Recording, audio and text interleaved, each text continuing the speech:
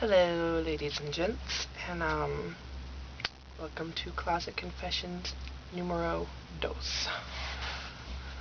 So, aside from the little negative feedback I got on my first confessions, I did get a request to do a coming out topic.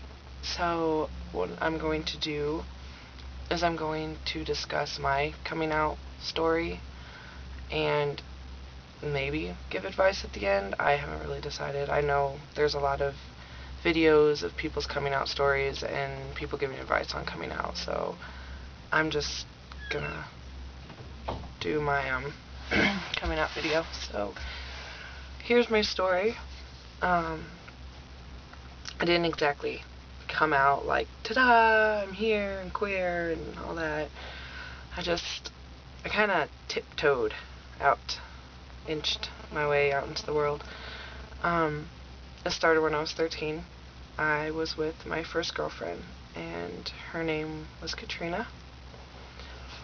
And she was actually the first person I ever dated, or ever did anything sexual with. So, yeah, not a lot of, nobody knew that me and Katrina were dating. It was top secret.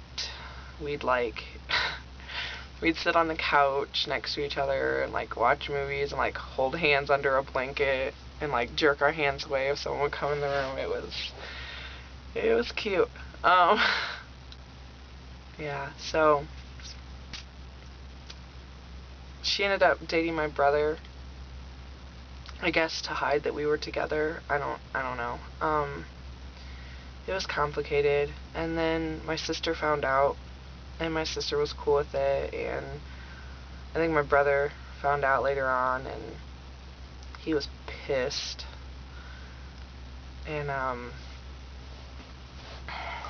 my mom never really found out until I was 16, and even then I didn't fully come out. I was playing the dabbling bisexual, prominently straight thing.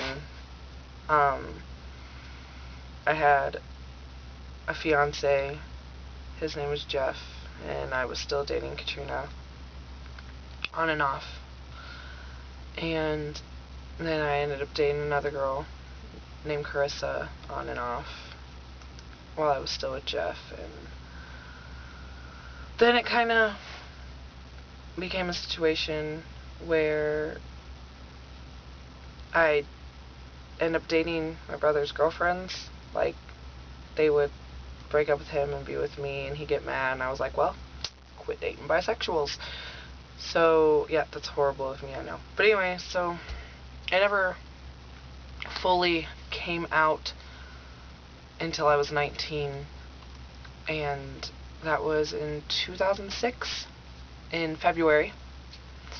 I went to C Street in Champaign, Illinois, to the gay bar, and it was my first time ever going to a gay club, and I was with my friend Matt, and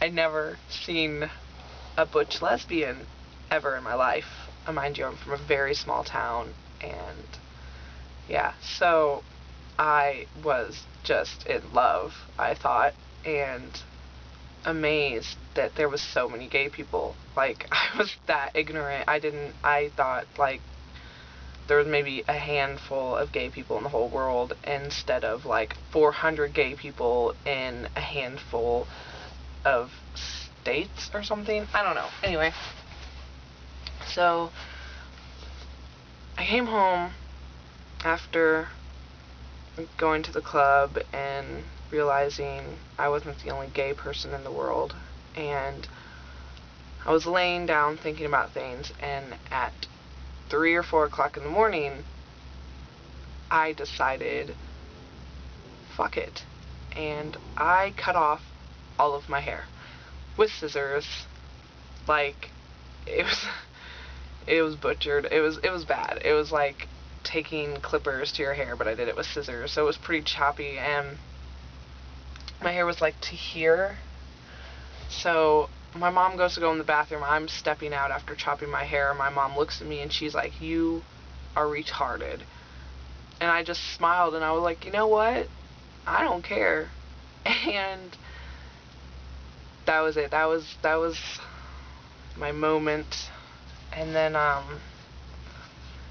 met this girl named Sarah, and she was my first serious relationship with a female. Like, I was out and my family knew about her, and it was pretty intense for me. And I was happy and I was in love and I was rainbowing the hell out of my MySpace, like, woohoo, I'm gay and I don't care. And someone showed my grandpa my MySpace page, and like, my dad outed me to my other grandpa, and I got this huge letter or call. No, I got a phone call, sorry. I got this huge call from my grandpa, and this man is my hero. Well, at the time, it was hard. He called me and was like, I raised you better than this, and I can't believe that you do this, and blah blah blah, and you're going to hell and all that. And I cried. This man tore me down mentally so bad, and I felt like everything just came crashing down. And I wrote him a letter. I wrote him like a 4-page letter, and I was like, do you know what? I understand why you're upset, but just because I love women does not mean I'm different. It doesn't mean I'm not that little girl that used to sit on your lap and listen to country music and sing and play, and I was Dick Potts' girl. That was who I was. That's who I am. That's who I'm always going to be. And I'm always going to be your bucket head. And it's just a long drawn out thing about telling him, you know, I'm still the same person regardless of who I love. That's not going to change. And my mom told me that when he got that letter, he cried. And I've only seen my grandpa cry once in my life, and that was when my grandma died. And so it meant a lot to me, I guess, that I touched him in such a way just by telling him, you know, because I didn't freak out. A lot of people freak out. They're like, screw you, I'm doing what I want, and I don't care what you say, and you're going to hell. And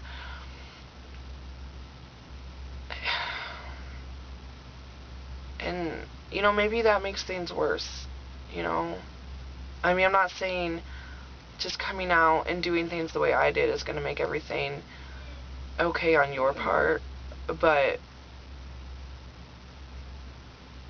I am going to say that I don't think that lashing out is the best way, because you're dealing with, you know, finding yourself and realizing what you love and just beginning to accept yourself. And lashing out and being angry at someone just because they don't understand it or don't accept it isn't going to help them understand it. So yeah, that's about the only advice I have. Sorry, I don't have anything better than that, but that's my coming out story, and that's my little advice at the end. And I think I have an idea for my next video, but if anyone wants to make any suggestions for any future videos, feel free to do so. You know how to do it. Post in the comments. But there you go. There's my coming out story, and thank you for watching, and love you guys. Bye bye.